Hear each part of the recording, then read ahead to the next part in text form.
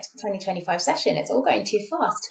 Stay exactly where you are, because I'm about to be joined by retail and e-commerce experts from Shopify partners Gorgias, Nosto, Triple Whale, Justuno, and Judge.me, who are going to help us wrap things up with their top retention tips and tactics. Thank you so much to our product team, and I'll see you again in just a second. Yeah. Bye-bye. Okay, everyone, here we are at the very last session of Loyalty Connect 2025. It has been a whirlwind few days, and we have heard from so many loyalty and retention legends, but we saved the best till last. We have a few more before we let you go. I'm super happy to introduce the speakers joining the stage for this final panel. We have a few more to come on stage. If they can join me whenever they're ready, that would be great. Today, we have experts from Nosto, Triple Whale, Gorgias, Justuno, and Judge.me all ready and raring to go. So, guys, over to you to introduce yourselves. Could you tell us who you are, what tech platform you work for, and what you do? Sani, we're going to come to you first. Hi, so I'm Sani. I'm the partnerships manager looking after Nosto's agency relationships in EMEA. So we work with thousands of brands globally with offices all over the world, but I'm based in the London one. And Nosto is a commerce experience platform that helps brands deliver personalized shopping experiences across every touch point to make every impression relevant. So it's using data, real-time shopper data, to empower those teams to create highly relevant product recommendations and personalized content. Fantastic, great overview, thank you. Zach, coming to you next. Yeah, I'm Zach Rigo. Thanks for having me. I'm the Chief Revenue Officer at Triple Whale. We're an AI-powered e-commerce intelligence platform designed to really help D2C founders and operators unify their data, optimize marketing spend, and drive profitable growth. That's the outcome we really focus on for our clients. We've got agents, we've got a proprietary pixel, and a full CDP that I think will be some great tools for folks as we go through the discussion today. Absolutely. Fantastic. Thank you. Theo, over to you. Hi, everyone. My name is Theo Burns. I am heading up tech partnerships for EMEA with Gorgias. Gorgias is the #1 conversational AI platform for e-commerce brands. Essentially, at our core, we are a customer service help desk connecting up all of your channels across email, live chat, all of socials. But then we've gone and built an AI agent to respond to those support queries, but also drive revenue through pre-sale actions as well. Fantastic. Steph. Oh, I think we've got a bit of a sound issue there. Is it me or can anyone else hear? No, we can't hear. Okay, Neil, we'll come to you quickly. Give Steph a No second. worries. Good afternoon, everyone. Good afternoon, Fee. So my name's Neil Bayton. I'm the head of partnerships for Judge.me. Judge.me is the #1 downloaded app on the Shopify App Store with 500,000 customers. Brilliant. Thank you, Neil. SJ, try again. Oh, no, still can't hear you. What I'm going to suggest is if you hop off stage and perhaps sort the sound out and then come back and join us, is that okay? Fantastic. All right, everybody. So we'll jump into our first question. I would like to know, what would you say the biggest challenge that brands have faced in the first half of this year is? We're about halfway through, so it's a good time to take stock. What do you think has really got in the way when it comes to loyalty and retention for e-commerce so far this year? Anybody want to jump in, or shall I pick on someone first? I think, can everyone jump with tariffs? Is it tariffs?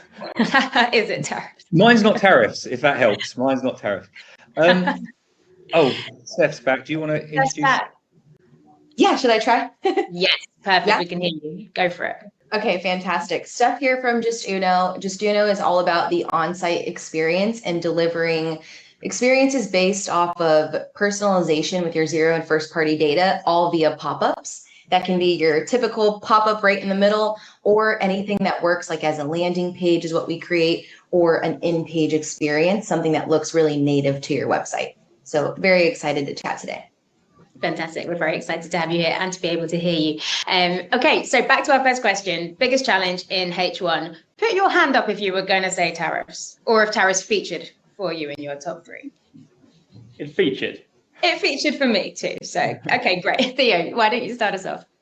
it featured in the sense of saying, I will not talk about tariffs because I guess everyone is bored of hearing about it, to be honest. But I'll go down the AI route, to be honest. For me, I think it's interesting to see every platform under the sun introducing some kind of AI, whether it actually be AI or it's just some kind of automation, flows, rules in the back end, and then it being kind of a marketing ploy. So I think there's a lot of noise out there with the buzzword. So apologies that I'll drop it a few times in my segments here, but I think that that's an issue for merchants who are looking to actually extend their tech stack and make good choices around their loyalty programs and retention strategies, because there are a lot of things that can actually lead you astray, a lot of noise.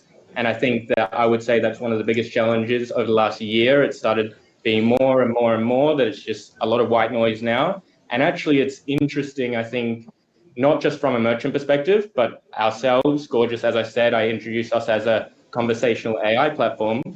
If a brand has had a bad experience with AI, it leaves a really lasting impact and actually impacts how retention on the tech side is seen. So I think long term, we're going to see that all play out, but I think it's a challenge on both sides at the moment, how buzzwordy AI is.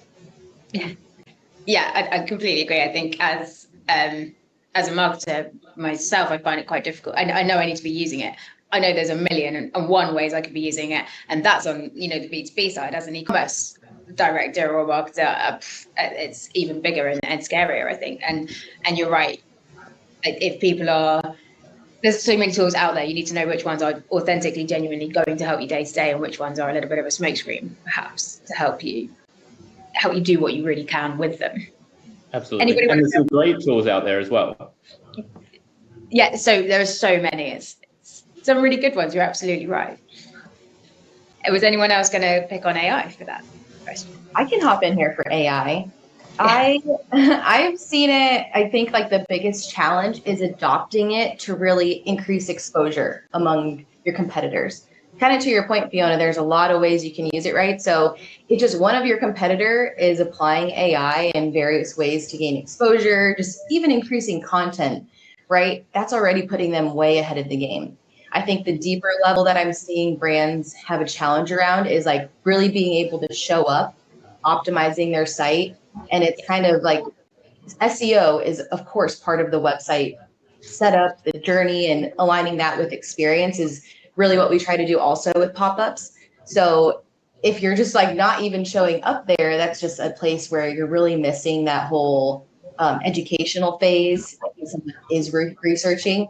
So I feel like right now it's very easy to be out of the mix versus before it was like maybe not your fault that you're out of the mix, right? People are just like they hear through word of mouth maybe about a brand, but AI for sure, just the adoption for increased exposure.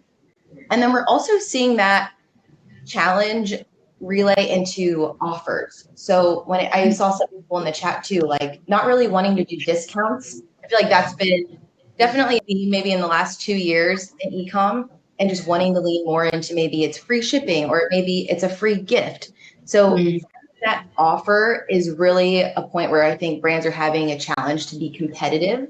But what I've loved is being able to see brands kind of lean into specific parts of their online experience. So, for example, I have a brand leaning into their their auto delivery initiative, and that initiative just focusing one pop-up workflow on trying to increase people adopting that auto delivery, offer that they're giving has led to a 31% lift in the number of subscription orders. So it is about giving a nice offer, right? But they're also trying to make people stickier. So I like that adjustment for brands where they're trying to, at least this one, trying to focus more on like the 2 steps after, they're converting and what that looks like. And I think that's it. Those 2 points go hand in hand really nicely, because once upon a time, you had 10 blue links on a search page that you could appear on. Now you have an AI snippet at the top that you're really hoping that you're going to appear on. But that means a lot of people are getting their answers without even going through to your site. So you need the offers on your site to be compelling enough to pull people through, to capture them on social, drive them through, etc. Yeah. Exactly. And you just miss out on data there too, because if they're not getting to your website, you're not capturing that phone number, right? You're not capturing oh, they visited this page and they actually exited this product page. So it is a lot of like, oh, now we're maybe just having to work a little harder to gather data on your website and like own that and apply it to all your other channels. 100%. Yeah. Sunny, Zach, Neil, what were you going to highlight as the biggest challenge of H1? Mine's actually a bit of a combination. So it's increasing acquisition costs and also more cautious consumer spending and how that's impacting average order value. So converting a shopper once just isn't enough anymore. And brands need to focus on driving repeat purchases. So while this is all going on, e-commerce teams are under increasing pressure to build those long-term relationships with their consumers and deliver highly personalized experiences. They may often lack the resources or the tools to make those experiences can't say that word today, consistently relevant. So it's tough to know where to invest in the tools that will give you those desired results and in turn the customers who keep returning. Yeah, I couldn't agree more. Yeah. So, sorry, to build off of Sunny's point, I actually looked at some of our benchmarks data, which is available on our platform for any of our customers or free users. And looking across $6.1 billion in ad spend over the last, 5.5 months, CPAs are up 9%. So definitely an increase in ad spend. Obviously, consumer spending is softening. And I think, obviously, we won't talk about tariffs too much, but part of that is around this. Increasing, first order profitability is going to be harder to come by. So things like analyzing product bundles, where can you use AI today? What are my most effective product bundles? Like products most often purchased together by my core customers. What are product journeys? If I bought product A first, what percentage of my customers come back and buy product B? Understanding time between purchases. So product A is bought today and product B is bought 45 days later. Like those types of uses for AI, which, we obviously offer, there are a bunch of ways of getting that. You could just put Excel sheets into ChatGPT if you wanted to, are going to be key to taking AI and turning it into action that allows you to find a path to profitability, because the first order profitability is going to go by the wayside for most brands with an average order value of, $50 or less. Yeah, I think, that second purchase is even more important now, isn't it? On that basis, that first purchase profitability, if that is shrinking, then you need to do everything you can to get that person back again. And hopefully, as you say, to buy more or in a shorter time frame. Absolutely. Neil, last but not least. Thank you. We've got 500,000 customers, so it's hard to ask them all. And AI did come up, and so did tariffs. AI was one where knowing when to use it, right? So we're trying to build emotional relationships with your customers, like a brand with their customers using reviews. Using AI might set you back a little bit. However, one thing that did come up that's not related to AI, because I thought that might come up, was returns. So it's still very high on people's challenges. We work with a lot of fashion brands, so I'm not sure if it's just more with these brands and other brands, but returns was something that was a challenge for people in H1. It can be very expensive, it can be time consuming, but it can also have an impact on loyalty and retention. If you don't get it quite right, you could lose an advocate or a loyal customer. So returns was something that was that came up time and time again. It's not going away as a problem, is it? I feel like that's been one of the biggest problems for econ directors for years, and it just isn't shrinking. And I have to say, as a consumer, my behavior is not getting any better either. So it'd be interesting to see how people tackle that going forwards. That is super interesting. Thank you. I have to say, tariffs were on my list. AI was on my list, not quite knowing how to drive that second, third, fourth, fifth purchase also on my list. And then the other thing for me was actually around e-commerce fraud, another thing that seems to be getting worse, not better. And actually, we've had a big example here in the UK. M&S has obviously been hit with a big e-commerce fraud problem. And actually, there are lots of brands who are selling through M&S wholesale who are now losing revenue through that as well. And that was something I hadn't really considered until quite recently. So I think that is, building your own loyal customer base so that you're getting people shopping from you. Obviously, your wholesale, great. I'm not saying people shouldn't do it, but you do need a bit of a backup plan as well. Do you know what come up with me, Fee? Friendly fraud came up a few times in my conversations. 100%. Yes, that is, again, quite a new term to me, but really interesting. And potentially your loyalty program members could be the perpetrators of that friendly fraud. Neil, can you just explain for the audience what you mean by that? Yeah, so friendly fraud is when you potentially know who the customer is, but they're still trying to defraud you. So they might have bought a product from you, but they said they didn't receive it potentially. So it is the right credit card details, it's the right person, but they said they didn't receive it. And maybe as well as, oh, I want to return this, I have returned it, and not necessarily returning either the right product or not returning it at all. It's super interesting, and I possibly more prevalent. Again, the T word, but tariffs, consumer confidence drops, people are being a bit more careful. Perhaps an increase in friendly fraud could be on the table. But that is jumping. Sorry, carry on. Sorry, Fee. I was just going to add to that. I think it's an interesting line to walk, because when we're talking about returns, for example, before with Neil, one of the things that we really focus on at Gorgias is how we can actually like streamline the whole returns process, make it more conversational, allow the buyer to sort of get through that process as sort of lift free as possible, right? Make it easier for them. And that drives retention. Making it easy for them to return drives retention. It's good for business. You're stealing my pitch, Theo. Sorry. But the flip side to that is the easier that you make it, the more that some segments of the community can take advantage. And ultimately, the more that we try to do to improve our whole customer experience, the more vulnerable perhaps we are as brands to certain segments. And then I guess it's our job to make people love us as brands so much that they don't want to defraud us, friendly or otherwise, build those emotional connections that hopefully put people off that sort of action. Super interesting. Thank you. So we've jumped slightly into the next question in terms of what's next, but I'd like to look forwards. What do you see coming down the track? What will be the biggest blocker to retention in H2? It might be that it's the same. It might be you think some things are going to get worse, but does anybody have something they're particularly sort of watching and thinking, this could also be a H2 problem? Resource constraints, I think, because whether that's like limited developer capacity or having complicated tech stacks that have become either too complex because the tech can't integrate together, or too restricted due to budget.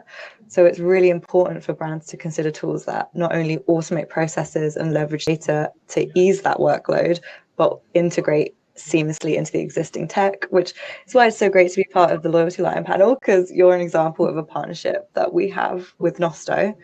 And it can be so tough to justify like investing in new technology in such a cost-conscious time. Brands really need to think about the long term, just as their expectations are the same for their customers. The value is in the long term. So the brand expectations are higher, the customer expectations are higher. Without the right solutions, it just becomes harder to meet those expectations in a profitable way. You actually read my mind there, but I'm going to bite my tongue in case I steal anything from anyone else. I can hop in. I love where you're going with that one. From our end, like with focusing on the on-site experience, I think the biggest blocker that we can anticipate is missing the loyalty signals that you should act on in real time on a website. And that's just because, one, you're focused on conversion a lot of the times, right? Maybe you're using a tool like Justuno and you are needing to focus on like that bottom of the funnel, what your checkout looks like. But loyalty signals that we can look out for are things like, are people adding something to their wish list, and then determining if they're a return visitor or if they're more of like your VIP base, right? There's also a really cool feature in Justuno where you can actually save your cart and then send it to someone, and then that cart will just repopulate with what you had in your cart. So very easy way of sharing like, oh, I don't know if you're getting a gift for someone, right? What that idea is. But just that action of sharing, that action of saving, like that is what you can act on in your other channels. So I see that being a little harder, just like I mentioned earlier with that discovery, that education happening more offsite. So it really is like lean into those literal clicks happening on your website. Are they logging in to their account, right? To see all their points.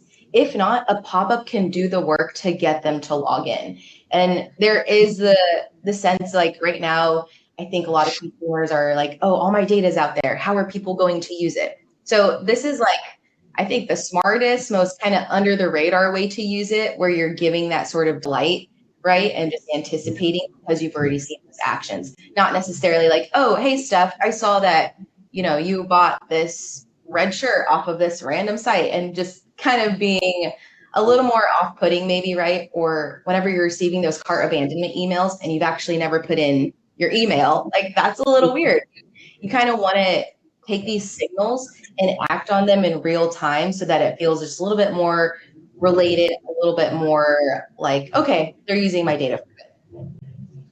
Absolutely. I have to say, I'm plotting in my head, what website can I build a wish list or a basket to and send it to my other half and be like, oh, by the way. There you go. Yeah, just a subtle little link drop in the chat. No problem. I've been thinking about these things. But no, I completely agree. As people talk a lot about being followed around the internet, or the messages they get not being quite right, or I've already bought that product, or so on and so forth. And I think what you're talking about really helps with that that trust and reciprocity of data sharing, for sure. I think the one other thing to build off of just personalization, obviously ad fatigue ramps up for all of us. Just there's emails, there's ads, there's messages. It becomes very noisy for consumers. I actually think AI is going to compound that issue. I mean, Meta at their summit very recently is like, we're launching this AI ad builder. Everyone should use it. It's going to make your ads amazing. Launch thousands of ads. So I actually think that degrades the personalization, creates more noise. It's going to be really important, I think, to segment like audiences and being very thoughtful about a tiered or rolled out approach that takes time. Maybe it starts in a couple of months and you've got VIP, but there is going to be a boon of content that is going to overwhelm the market. And I just would say, think about how you can get ahead of that or be different and be really, focused on creating that more curated experience. That's really interesting. I'd be very interested to see how that, especially with, we'll all be starting thinking about Black Friday really soon, as much as the peak period is terrifying. Put those two things together, and then you really do need to stand out. Your ads really do need to be different, and it'd be very interesting to see how people go about trying to do that and how they can bring their brand stories to life within ads, etc., to try and achieve that a bit more. Absolutely. Fantastic. I think like kind of following on that point, I think that you can take, Zach mentioned two different things, I think, actually, segmentation and then personalization, right? Like that's kind of how deep we can go here.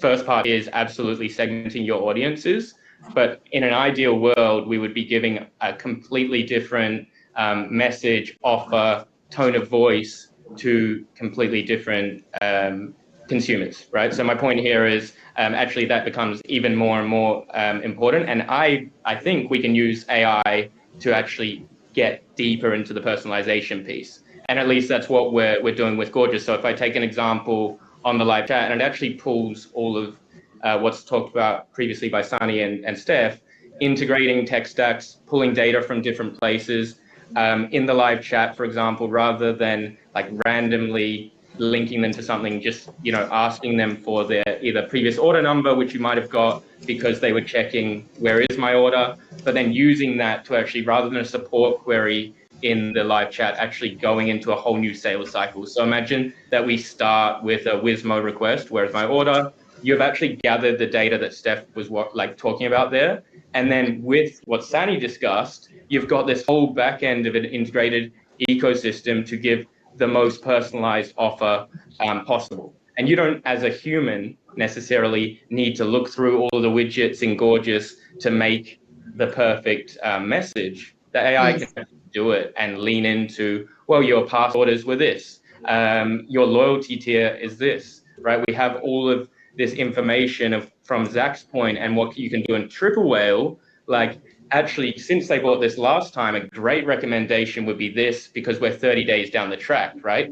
So having all this information in a truly integrated ecosystem allows AI to be as personalized as possible through web chat, through email, through SMS, through socials in the future. And I think that's what's really exciting. So agreed that it can go the other way and just make all this noise. And I guess that was my first point in the first question.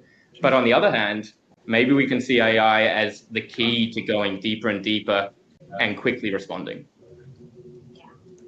Again, I'm going to bite my tongue because I have a lot to respond with, but I'm aware, Neil, you haven't had enough chance to answer this question yet. And I promise we're coming to you first next time.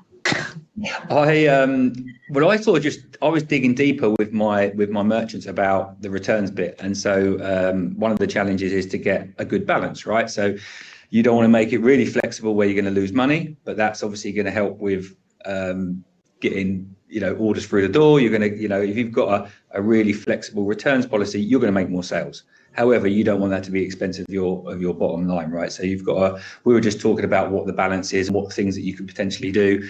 One of them might be to offer store credits instead of a refund, and maybe add an extra 10% of store credits on instead of giving them a refund.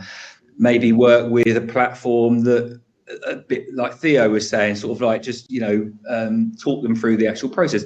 Actually, would an exchange work for you rather than an actual refund and things like that? But it is key that you get that right. If you get that right, you're then you've got the balance between obviously lots of sales and maintaining profitability, but also keeping loyal and keeping customers and retaining them for a long time. Yeah, 100%. I've seen some really interesting returns policies recently, actually. I think it was might have been brand Cupshe, but they offer you 3 different options. You can return the item, get a full refund. You can keep the item and get a 75% refund, I think. Yeah, I like that. Yeah. And there's a third option, but it's escaped me right now. And you could test these things on a segment. You could look at, okay, who's returning a lot, but also purchasing a lot. Like we think they are valuable customers, but we just want to tweak this behavior. Maybe test a few different ways of working on them and see what happens. Maybe if you're part of the loyalty program, you get a different set of returns policy than if you're not part of the loyalty program. We do see free returns. Yeah, free returns is a great loyalty perk, I think. Absolutely. Okay, fantastic. Well, Neil, as promised, coming to you first this time.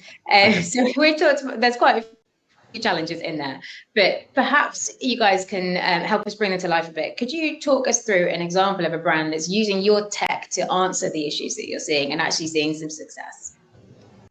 Okay, so with returns, you'd obviously like to try and, firstly, with reading your reviews as a merchant, you're reading the reviews. By reading those reviews, that will help you with your PDP. So it could help you with your title. It could help you with your product descriptions based upon the feedback that you've got from your reviews. So that's going to help future purchasers make sure they're making the right decision, which means they don't have to then make a return. One of our customers, and don't laugh, they're called Pop Off Leather. They sell orange leather handbags. I don't know who to. Don't admit it if you bought an orange leather handbag.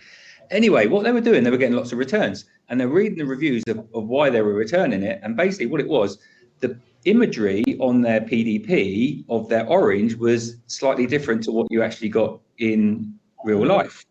And I suspect if you're buying orange leather handbags, it's got to be a particular orange that you like. So what they did, they rechanged all the imagery, not just for that product, but from other products as well. And when they got a better match from the image on their PDP to what actually people receive, they reduced the returns. Wow. So that's good. So, but also, what was the other point I was going to make? Just by having reviews on a product, it just gives an extra perspective. So rather than your product description, it obviously gives you someone else's perspective on it. But if you can have imagery or videos with the product as well, it's much more likely you're going to be making the right choice. And 82% of Gen Z, I'm not sure what Gen Z is, what age they are, 82% of Gen Z, if they've seen user-generated content on a particular product, they're less likely to actually make a return. Amazing. Just that didn't come to me. And unfortunately, no, I don't think either of us are Gen Z. But interestingly, different types of reviews, you can also be using different levels of loyalty rewards, loyalty points to incentivize more involved reviews, more points in exchange for a photo or a video or extra detail like fits true to size, etc. Yeah, product variance is very, very important. So yeah, just knowing that it fits the size, or it's or it should be a baggy fit or a tight fit or whatever, or it comes up a bit of a medium. Having those sort of product variants on your PDP pages is very important, and will reduce returns because people are making more informed decisions. 100%. And actually, that's those are the reviews I find most helpful because fit is just so challenging. It's different for every brand. Exactly. Amazing. Thank you, Neil. Sani, going to come to you next. Yeah, of course. So we all know that personalization is really critical to building long-term customer relationships, but the key is to deliver those personalized experiences constantly. So not just during product discovery, but across the entire customer journey from the very first visit to even post-purchase engagement.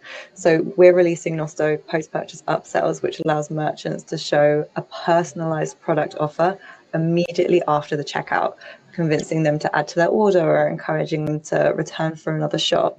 So luckily there are so many ways that you can empower brands to personalize at every touch point. We have another module this year as well, so many updates this year. We have full A/B testing this year as well, so everything can be tested from product recs to the search layouts to continuously optimize those experiences.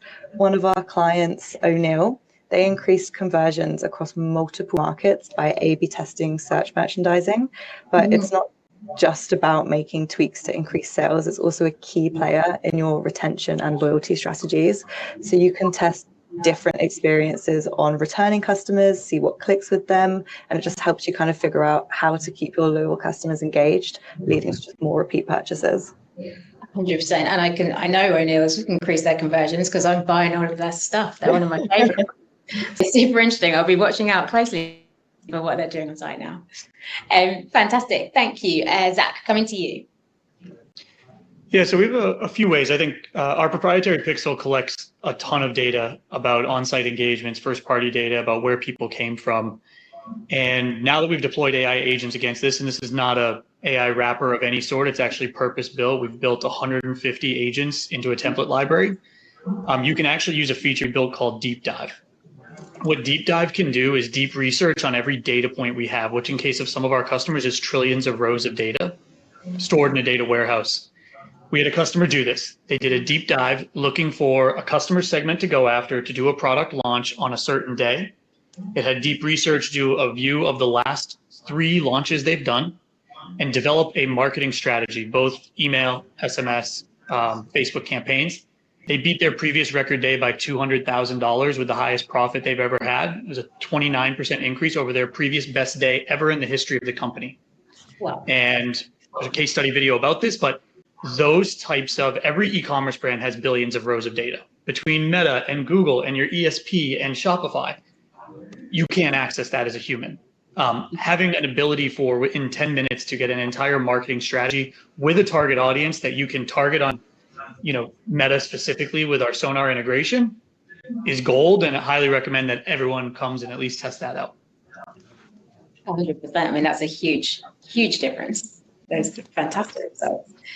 Lovely. Thank you. Steph, over to you. Yes. So earlier I was talking about the challenge of just kind of addressing or taking action on the loyalty signals that we can see.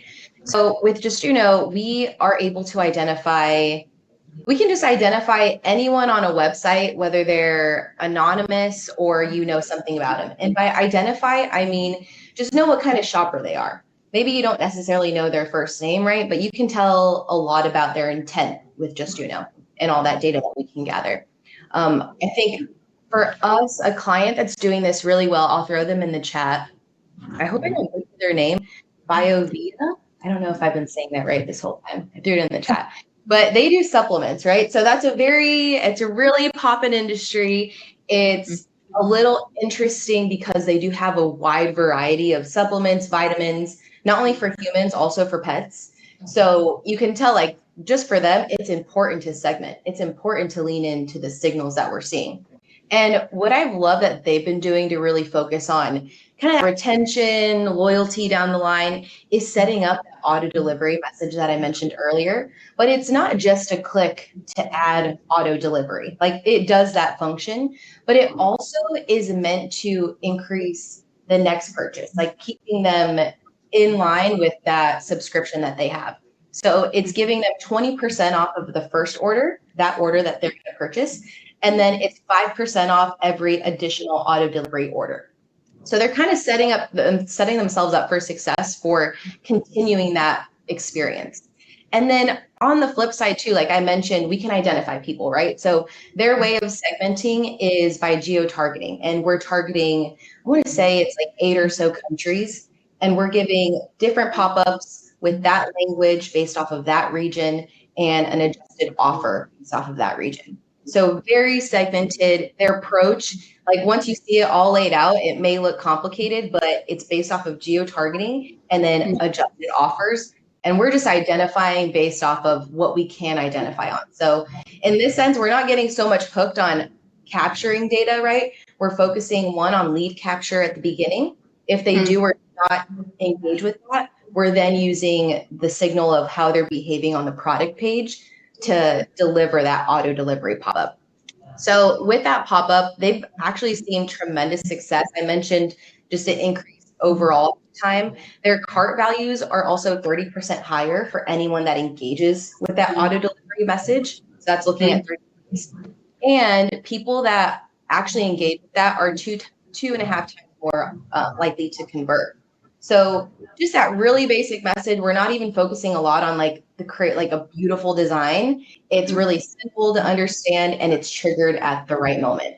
So that's the way I've seen them kind of address that challenge of, oh, maybe we don't have all the data we have, or how can we just like focus on this one KPI, which is their auto delivery metrics. Yeah, it's really interesting. It's come up a lot over the last 3 days, but it's so interesting that personalization started at hi first name, and now nobody wants a high first name to be the only level of personalization, but there's actually so much you can do without the first name as well. Yeah, it's a really interesting evolution. Thanks, Steph.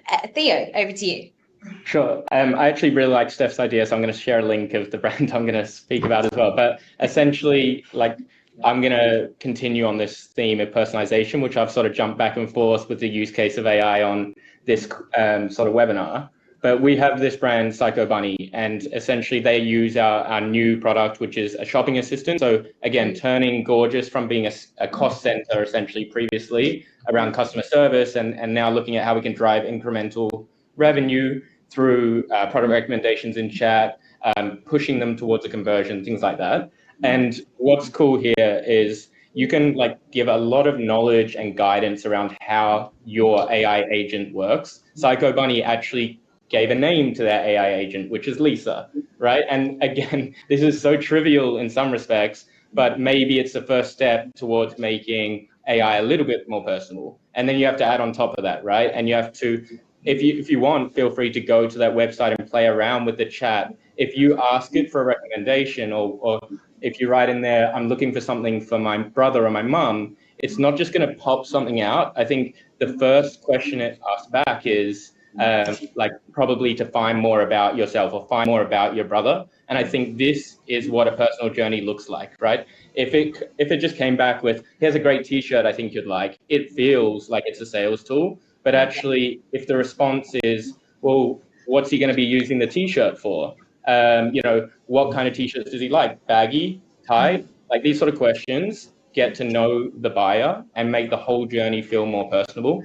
I should mention that the shopping assistant for us is like it's not GA'd yet. I guess it comes out officially on the 16th of July, so a little bit of a teaser for everyone tuning in. And if you reach out to me, I might be able to get you in early. But essentially, there's these cool use cases around actually driving sales through the shopping assistant now and not just responding to support queries. It's a new skill and it can just switch between them, answer questions about policies, shipping, returns, like we've been talking about. But then in the moment that we feel there's some intent towards a purchase or a need for a recommendation or educating around a specific product line, it can just turn that on and start working the sale, essentially, the same way that you might interact with a personal shopper in a physical store if you were in a high-end store, right? So bringing that experience to e-commerce and making sure it's not just hi, first name, or giving product recommendations that make no sense, but actually taking the time to understand what you're looking for is something Psycho Bunny have done really well. And I think like where we'll see the future of this. Fantastic. And yeah, I'd be really interested to see once that product is out for everybody. It'd be great to see how that goes. I did have a final question around Black Friday, but unfortunately, I also have a big red countdown telling me that we are all out of time. So we'll save that. If you want to ask any questions about any of the tactics we've talked about and how they might translate to a Black Friday strategy, I'm sure everybody here would be very happy to discuss that with you on LinkedIn or perhaps via their websites, etc. So I'm afraid that really is it. That is all we have time for. It's the end of our final session. Please join me in saying a huge thank you to all of our final panel partners here. They've shared some really great advice. I bet you can't wait to take some of those thoughts back to your day-to-day and your teams. I know I've definitely got a lot to think about. As I say, if you have any questions or you'd like to connect with any of these guys on LinkedIn, I'm sure they would really love to hear from you. But for now, we'll have to say goodbye to you all. And although I hate to say it, as they leave the stage, we will bring Loyalty Connect 2025 to a close. Thank you so much, guys. Hopefully see you online again soon. Cheers, guys. you. Thank you. Okay. So there we have it. 3 days, 9 sessions, 20 plus speakers, and over 1,000 of you in the audience making this Loyalty Connect the best ever. It has been such a great 3 days, and we cannot thank you enough for your time, your engagement, and your enthusiasm. We hope you've got a huge number of takeaways and loyalty learnings from the week, but if you do have questions, whether it's about loyalty theory, loyalty platforms, loyalty integrations, or anything else you can think of, please don't hesitate to reach out to us. We're here to help. If you missed any sessions or you attended but would like to revisit them in slower time or share them with colleagues perhaps, then stay tuned because we'll be making all recordings available on demand as soon as possible. We'll also be in touch with the lucky winner of our prize draw, so keep an eye on your inbox. All that remains is for me to say thank you so much to everyone who's dialed in, to everybody who's joined us as a speaker, to everybody who's supported behind the scenes, and to my amazing team who have pulled off yet another fantastic Loyalty Connect event. We always want to improve, so please do take 2 minutes to complete the feedback survey that is about to appear on the right-hand side of your screen. Please do take the time to give us some feedback. We want to make Loyalty Connect 2026 even bigger and better. And with that, I will say goodbye, good luck, and hopefully we will see you online again very soon. Bye for now.